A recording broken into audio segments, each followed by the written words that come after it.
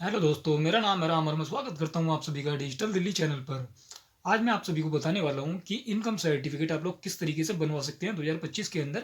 क्या नई प्रक्रिया है, तो आप सभी को पता होना चाहिए कि क्या क्या चेंजेस रहते हैं इनकम सर्टिफिकेट में। और आप सभी को ये भी मालूम पड़ा होगा कि डायरेक्टर ऑफ एजुकेशन की तरफ से जो प्राइवेट स्कूल के फॉर्म निकाले जाते हैं वो 4 दिसंबर से चालू हो रहे हैं।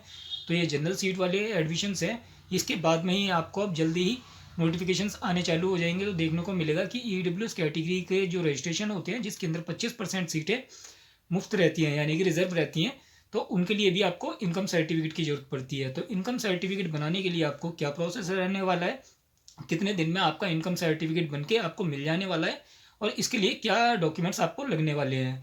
तो क्या ये डॉक्यूमेंट जो आपके हैं आप ऑनलाइन आवेदन करने के बाद ये घर बैठे बन जाएगा, तो ये सारी डिटेल्स आपको वीडियो के अंदर आगे मिलने वाली है। तो देखिए, आप सभी को ये तो पता है कि एडमिशन्स होते हैं जो दिल्ली के अंदर प्राइवेट स्कूलों के अंदर, जो कि 25% सीटों पे होते हैं EWS कैटेगरी से, DG कैटेगरी से और CWSN कैटेगरी से। तो अगर आप इनकम सर्टिफिकेट लगाते हैं तो आपको EWS कैटेगरी से फॉर्म फिल करना होता है। तो इनकम सर्टिफिकेट जो आप बनाना चाहते हैं तो आपको क्या क्या डॉक्यूमेंट्स की रिक्वायरमेंट रहने वाली है। तो यहाँ पे देखिए, आपको सीधी सी बात ये तो पता होगी कि आपका आधार कार्ड बहुत ज़्यादा इंपॉर्टेंट डॉक्यूमेंट है, जिसके बेसिस से आपका इनकम सर्टिफिकेट बनता है। तो इनकम सर्टिफिकेट के लिए देखिए, आधार कार्ड क्यों इंपॉर्टेंट है आपका, क्योंकि जो दिल्ली के अंदर जितनी भी सर्विसेज हैं, जैसे कि आपको इनकम सर्टिफिकेट बनाना हो या कास्ट सर्टिफिकेट या डोमिसाइल सर्टिफिकेट, इस तरीके का कोई भी आपको डॉक्यूमेंट आवेदन करना हो, या फिर आपको जैसे पेंशन वगैरह के लिए आवेदन करना हो, तो ई डिस्ट्रिक्ट पोर्टल से ही आपको आवेदन करना होता है। तो जो आपका ई डिस्ट्रिक्ट पोर्टल है, तो ई डिस्ट्रिक्ट पोर्टल पे आपको आईडी बनाने के लिए आपका आधार कार्ड बहुत मैंडेटरी डॉक्यूमेंट है। बिना आधार कार्ड के आप आईडी जनरेट नहीं कर सकते हैं वहाँ पे। तो आपको मैंने आईडी बनानी भी सिखा रखी है कि किस तरीके से आपको आईडी बनानी है आपकी ई डिस्ट्रिक्ट की। तो वहाँ पे आपको आधार कार्ड की जरूरत पड़ने वाली है। उसके बाद में आपके क्या और डॉक्यूमेंट्स लगने वाले हैं कि आपका इनकम सर्टिफिकेट बहुत आसानी से बन जाए। तो देखिए, काफ़ी बात ऐसा हो सकता है कि जैसे आप लोगों ने पहले इनकम सर्टिफिकेट बनवा रखा होगा, तो काफ़ी लोगों को ये डाउट रहता है कि अब इनकम सर्टिफिकेट रिन्यू करवा लें, तो क्या इनकम सर्टिफिकेट रिन्यू होगा या फिर आपका नया ही इनकम सर्टिफिकेट आपको बना के देना होगा। क्योंकि देखिए, इसकी जो वैधता होती है, इनकम सर्टिफिकेट जो रहता है आपका दिल्ली के अंदर, इनकम सर्टिफिकेट की जो वैलिडिटी है वो यहाँ पे आपकी 6 मंथ रहती है। 6 मंथ, जिस दिन आपका सर्टिफिकेट जारी हुआ है उस दिन से लेकर 6 महीने की आगे तक की तारीख वैलिड होती है, आपका इनकम सर्टिफिकेट चल जाता है। तो एक चीज़ तो ये हो गई। तो आपका जिस दिन आपने अगर आवेदन किया था और अभी आपका इनकम सर्टिफिकेट वैलिड है, तो आपको यहाँ पे अप्लाई करने की ज़रूरत नहीं है। आपको बस ये चेक कर लेना है कि आपका इनकम सर्टिफिकेट कितने आगे महीने तक वैलिड है। तो अगर आपका इनकम सर्टिफिकेट जल्दी खत्म होने वाला है तो आप यहाँ रिन्यूअल कर लें या फिर आप नए के लिए आवेदन कर लें। रिन्यूअल और नए में ज़्यादा अंतर नहीं है, तो मैं दोनों प्रोसेस आपको बता देता हूँ कि किस तरीके से आपको रिन्यू करना है और किस तरीके से आपको नए के लिए आवेदन करना है। तो देखिए, आपका जो आधार कार्ड है वो तो कंपलसरी आपका लगना ही लगना है, क्योंकि आपका आइडेंटिटी डॉक्यूमेंट के रूप में वो लग जाएगा। ई डिस्ट्रिक्ट पोर्टल पे आप आइडेंटिटी डॉक्यूमेंट के रूप में अपना आधार कार्ड दे पाएंगे। इसके बाद बात आती है कि जो आपका अब सेकंड डॉक्यूमेंट है, तो सेकंड डॉक्यूमेंट देखिए, आपका अपना मकान होगा। तो आप यहाँ पे अगर इनकम सर्टिफिकेट के लिए आवेदन कर रहे हैं तो आपको यहाँ पे एक डॉक्यूमेंट देना होगा जो होगा आपका इलेक्ट्रिसिटी बिल। तो आपको इलेक्ट्रिसिटी बिल देना है आपका। यहाँ पे आप इलेक्ट्रिसिटी बिल लगाएंगे, आधार कार्ड लगाएंगे, दो डॉक्यूमेंट ये हो गए आपकी क्लियर। इसके बाद में एक थर्ड डॉक्यूमेंट आपका ये हो जाने वाला है, जैसे मान लीजिए अगर आप किराए पे रह रहे हैं तो आपको यहाँ पे एडिशनल एक जो डॉक्यूमेंट देना पड़ने वाला है वो आपका रेंट एग्रीमेंट होने वाला है। आपको अगर आप किराए पे रह रहे हैं तो आपको बिजली का बिल भी देना होगा, जिस पते पे रह रहे हैं आप वहाँ का बिजली का बिल देना होगा, और साथ ही साथ आपको वहाँ का रेंट एग्रीमेंट देना होगा। क्योंकि बिजली का बिल आपके नाम से नहीं आता है तो ओनरशिप यहाँ पे आपकी शो नहीं हो पाएगी, तो इसलिए आपको वहाँ पे रेंट एग्रीमेंट बना के देना होगा, और इलेक्ट्रिसिटी बिल भी देना होगा। इसके बाद में जो बहुत इंपॉर्टेंट डॉक्यूमेंट है जिसके बेसिस पे आपका इनकम सर्टिफिकेट बनता है, तो देखिए, इनकम सर्टिफिकेट का सीधा सा रोल ये है कि आपको इनकम जस्टिफाई करता है कि आप कितना सालाना कमा रहे हैं। तो उसके लिए आपका यहाँ पे आपकी बैंक स्टेटमेंट की डिमांड होने वाली है।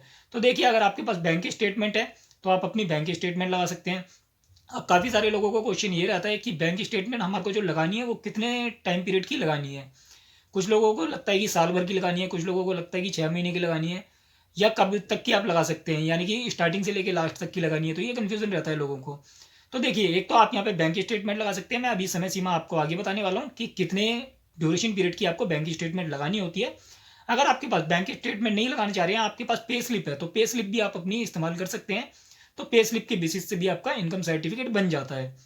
तो अब बात आते हैं घूम के कि हमारा जो स्टेटमेंट लगाना है। तो देखिए, स्टेटमेंट जो आपका बैंक स्टेटमेंट रहने वाला है वो काफ़ी सारे एसडीएम ऑफिस हैं दिल्ली के अंदर, तो ऐसा नहीं है कि सभी जगह पे कॉमन एक ही तरीके के स्टेटमेंट मांगे जाते हों। जैसे कि सिविल लाइन वाले ऑफिस के अंदर वहाँ पे आपसे 1 साल का स्टेटमेंट मांग लिया जाता है। बाकी अगर किसी भी और किसी भी अदर जो एसडीएम ऑफिस हैं, जैसे कि कालका जी का है, साकेत का है, महरौली का है, नॉर्थ ईस्ट के हो गए, सीलमपुर, सीमापुरी, करावल नगर, नन नगरी, इस तरीके का कोई भी एसडीएम ऑफिस है, प्रीत बिहार, मयूर बिहार, तो आपको वहाँ पे 6 मंथ का आपका बैंक स्टेटमेंट देना है। आपका 6 मंथ का बैंक स्टेटमेंट चल जाएगा। तो अब आपको बैंक स्टेटमेंट किस तरीके से देखना है, तो देखिए आपके पास जो भी आपका बैंक होगा उसका नेट बैंकिंग का ऐप होगा, आप वहाँ से अपना 6 महीने का स्टेटमेंट डाउनलोड करके अटैच कर सकते हैं।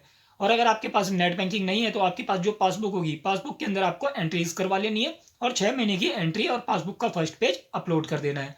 आपको अपलोड करते समय पे एक बात का ध्यान रखना है, अगर पासबुक आप लगा रहे हैं तो पासबुक के ऊपर आपकी पासपोर्ट साइज फोटो भी लगी हुई होनी चाहिए, तो वो अच्छा रहने वाला है। काफ़ी बार ऐसा होता है कि अगर आपकी फोटो नहीं लगी होती है पासबुक पे तो इसकी वजह से भी आपको रिजेक्शन दे दी जाती है, यानी कि आपका जो एप्लीकेशन होता है इनकम सर्टिफिकेट का वो कैंसिल कर दिया जाता है, रिजेक्ट हो जाता है।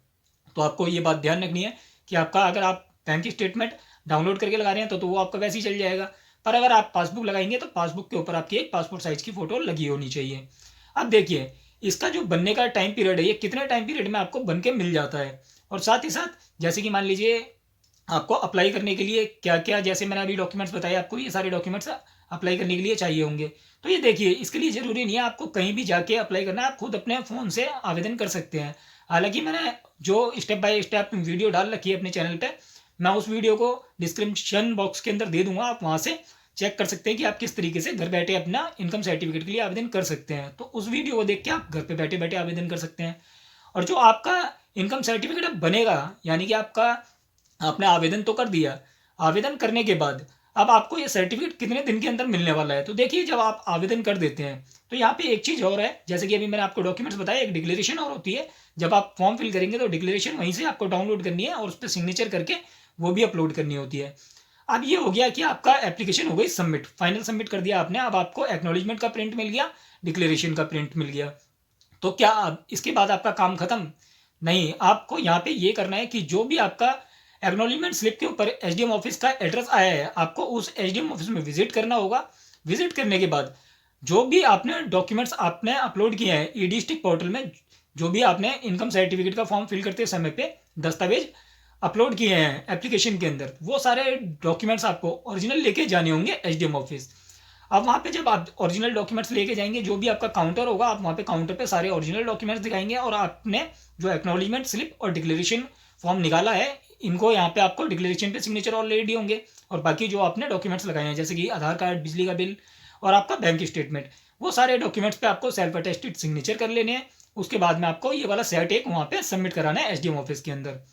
तो आप ये प्रक्रिया जैसे कर देते हैं तो जो आपकी एप्लीकेशन डेट है, जिस दिन आपने इनकम सर्टिफिकेट के लिए आवेदन किया यानी कि अप्लाई कर दिया आपने जिस दिन, उस दिन से लेके 14 दिन का टाइम पीरियड होता है कि आपका इनकम सर्टिफिकेट बन जाएगा।